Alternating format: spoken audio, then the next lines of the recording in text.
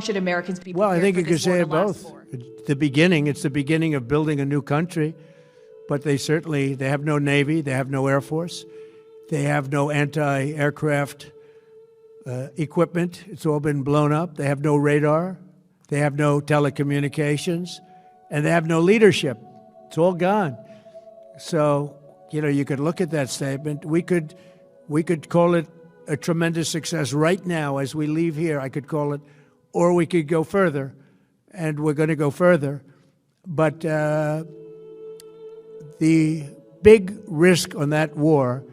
has been over for 3 days. We wiped them out in the first 2 days. Kene ketika jingkeren Presiden Donald Trump hake interview bat ka CBS menta kasngi ka sipau tarik uleber ar hacara penriu. Ka US ka pen bakala pen telot bor ya ke Iran tang haki kendet sngi. Klaim da simpor haduk kata-kata. Hangne kilong kimat ki bahakmat ka jingkeren jong Presiden Donald Trump. Kathama ka balak jankut ongu Donald Trump telada pikwa bantip kambenia. Sasngap ya kena ke video hadu bandakut berbuat keleru ban share like ban subscribe kumju ya kena ke channel kublai sibun ya pibaro ki bapej bat ki baju kersan ya kena ke channel ke jonga Donald Trump lapan pau baka thama Persia ya ke Iran kala jan biang na dong syadong kane ka bamud baka thong ka target ki baka US kala bu kum ka jing penia pi kinong yalam kum kita giri gimi change ka jing penwit ya ka jing sina atom bom bat ka jing pendu ja ki missile base kala jan dep baro ka jingkeren jong ka pen baka US kam don jing temu shu ban yele thama slem Henry ka temu ban wan rano ya ka jing sensyar ka bat thamai ha Iran ka time slime ka por balabu presiden ula ong baka US kala yaj far ahead kam kloy ya ka ba ula rakhe mensua ka US kala temu ban simpor kumba sibnai ban penduk bor ya ke Iran Henry mentak hapo ka shipo bat khat arsngi nadu basdang ka jinget herkuli ka bajur ka sarkar Iran kalajan kelon baro kawei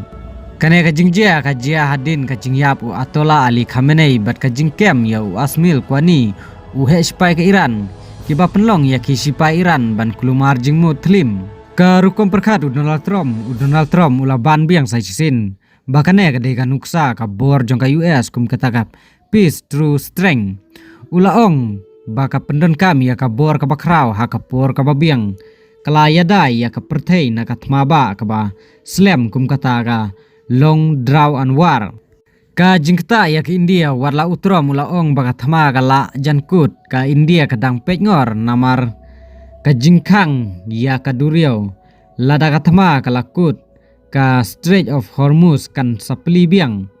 ka bamud baka dor ka umpniang kan hierno bat ka India kan nom duna umpning shu peacekeeper lada ka US kan penkut ya kathma bat ka Iran kane ka la ban yara ban pensange ru ya kathma ha uput usam ha Lebanon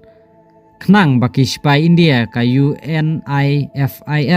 kin singan perlo ka video kala kudno tangkumne tangin sia kendu pat ha ki weipat ki video ki bansawan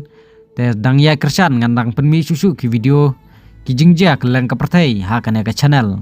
Kublai sibun ya pi baro ki baju stanat bat ki baju kersan ya kena ke channel